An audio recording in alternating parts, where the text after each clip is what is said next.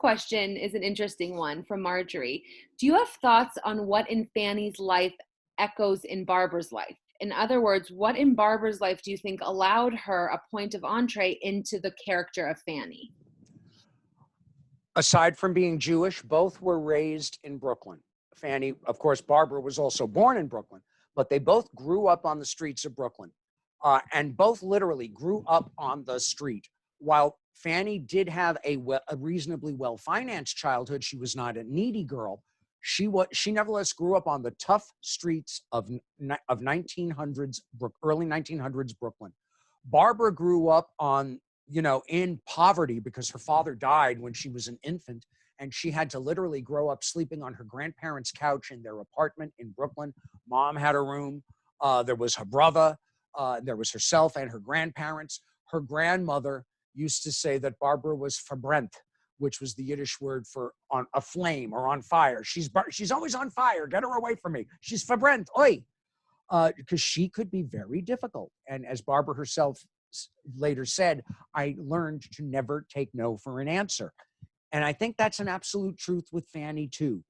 And it's certainly true of the character that's built out of Fanny's life in Funny Girl. She learns to not say no. What's the first thing you see thrown at Fanny? If a girl isn't pretty, like a Miss Atlantic City, all she gets in life is pity and a pat.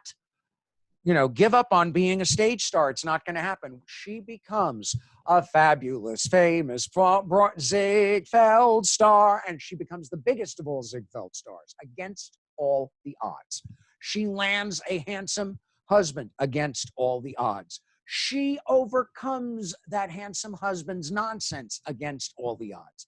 And in the movie Funny Lady, again, she overcomes the odds every single time. So I think that's a definite connection between Fanny and Barbra's lives. Mm-hmm. Gail asks, did anyone suggest to Barbra that she have a nose job like Fanny did? Yes, that was suggested to her at times, and she looked at them and said no. And when asked why, she said, you don't interfere with any of this because this is where the voice comes from. The last thing any singer would ever want to do is mess with any part of this triangle. You don't get eye jobs. You don't get nose job. You don't mess with anything here. You would never have sinus surgery, even if you could avoid it, because it could permanently affect the sound of one's voice. And she didn't want to do that. Also, she didn't think it was necessary. The hell with that. Wear that nose with pride. If God gave it to you, wear it. Just my thought. Totally agree. She certainly didn't need to do that. Look what she landed. She got James Brolin, for God's sake. Oh my God. She did just fine. I'm